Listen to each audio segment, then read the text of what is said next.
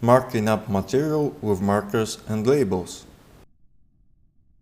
Now, I promised to tell you about markers and how to use them a long time ago.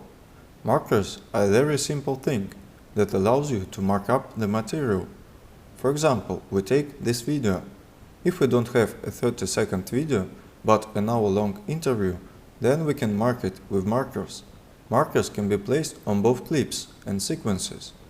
When we have nothing highlighted on the timeline, we will put a marker that appears on the clip. When a clip is selected, we will press M to edit marker. In principle, it makes it easier to navigate the material, to see where and what markers we have, to highlight important points. What additional abilities do markers have? You can disable or enable the display of markers in the settings on the source panel. Show markers. We click the marker once, then click the second time, and we will see the marker settings window. We can write text in the name column. If we mark up an interview, then, of course, here we will write some key phrase. Markers have a duration. The marker can be marked as a point, or it can have a length. We can spread it out here, and it will become like this.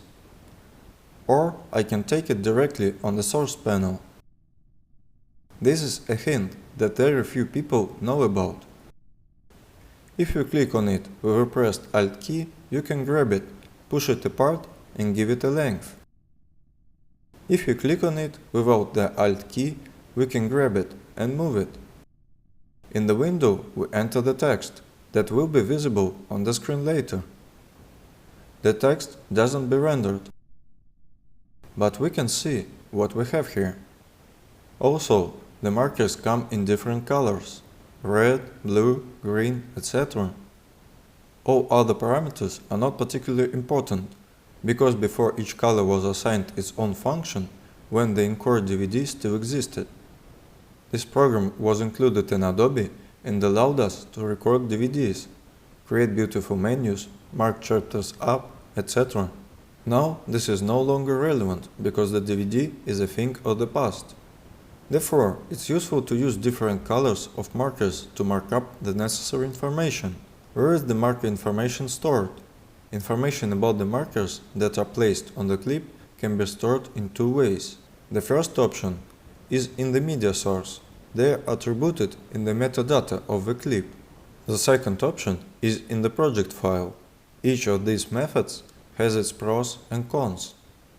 You can select the desired option in Edit, Preferences, General. In the Media tab, you can find the right clip markers to XMP checkbox. By default, it's enabled, but I disable it because a different organization of material is important for my project. When is it important to edit a marker into a clip? XMP means that if a video format allows you to write metadata inside it, it will be attributed to the metadata.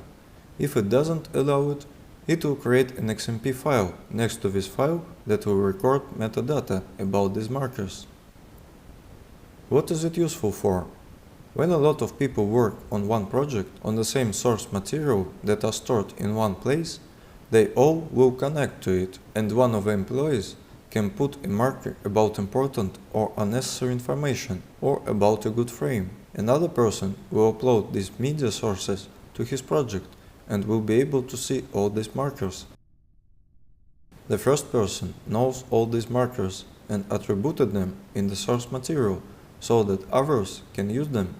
I removed them because I was working on the project alone and my media sources were in several places. Half is stored on the computer and the other half is on the external drive, in order for me to open this project somewhere else. Then I will see all these markers that are attributed to the project file and not in the media sources. It's convenient. Thus, if you have media sources that are used by different people, then it will be better to attribute all these markers in the metadata. If there are one person and many identical media sources on different disks, then it will be better to store information about markers in the project. Because if we connect to some media sources, we'll see these markers, but we will not see them to other media sources. We don't need this, so it's better to attribute them in the project itself. In other cases, it's useful to use them in the media sources. You need to know about it and apply it when you work in a large team. The second thing allows you to mark up the editing and source materials in different variations. There is such a thing as color labels. I can take the clips and by right-clicking on them, select the label with a desired color. When we have a large project and there is a need to label video with blocks, then we can paint everything in different colors and see clearly the entire plot of a project. I see scene 1, scene 2, the balance where I need to remove something or edit something, etc. The colored markers help you navigate it. Moreover, it's possible to paint clips both on the timeline and in the media sources on the project panel. But the second option is not convenient because we see only small icons. On the other hand, if we highlight the videos before editing with a color label and move them to the timeline, they will be colored. Sometimes it's useful to divide the material before working, but these actions are not retroactive. If we repaint the media sources on the project panel, that is already on the timeline in a different color. It will not be repainted. We go back to File, Project Settings, General. Here we have the Display Project Item Name and Label Color for All Instances checkbox that allows us to color everything in a single way. I enable this checkbox so we can see that the color of a clip on the timeline can change depending on its color on the project panel. We can change the color marker of the same video both on the timeline and on the project panel. They will change in any case. If we enable the checkbox, our colors will be synchronized. If the checkbox is not enabled, then there will be no synchronization. We also have customization options. Each clip type has its own color.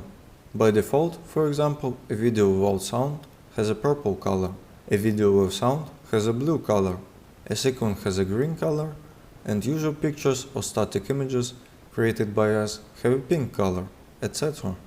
They have their own color.